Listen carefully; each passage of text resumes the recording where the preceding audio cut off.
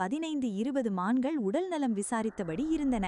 அதில் 2-3 மான்கள் ஒன்று சேர்ந்தால் கூட அவற்றின் கொம்புகளால் தனது தலையை குத்தி கிழித்துவிட முடியும்.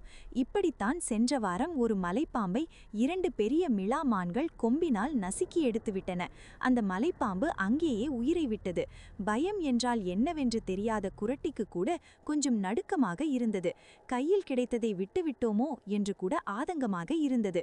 எதற்கும் ஜாக்கிரதையாக இருப்பது நல்லது. குரட்டி பெரிய தனது உடலை வளைத்து நெளிந்தபடி மறைவிடம் நோக்கி நகர ஏதோ சத்தம் கேட்டது. அதே மான்குட்டி தனியாக வந்தது. என் கடமை முடிந்தது, எனது வார்த்தையை நான் காப்பாற்றிவிட்டேன், உனக்கு எனது நன்றி என்று சொன்னவாறு குரட்டியின் முன்னால் வந்து நின்றது மான்குட்டி. குரட்டியின் முரட்டு தோலையும் மீறி அதன் உடல் புல்லரித்தது. என்னை பற்றியா சொன்னாய் என்றது குரட்டி. இல்லை, எனக்கு உதவி செய்த உன்னை காட்டிக் கொடுக்க மாட்டேன். உன்னை கொன்று தின்னப்போகும் நான் எப்படி உனக்கு உதவியவனாவேன்? நீ சொன்னது சரிதான், ஆனால் நீ உதவாவிட்டால் என் அம்மாவை காப்பாற்ற முடியாமல் போயிருக்கும். பெற்றோருக்காக தனது உயிரை தருவதை விட பெருமை தரக்கூடிய விஷயம் உலகத்தில் வேறு என்ன இருக்க முடியும்? குரட்டி தனது தரையை மெல்ல உயர்த்தி மான்குட்டியின் கண்களில் வழிந்த கண்ணீரை துடைத்தது.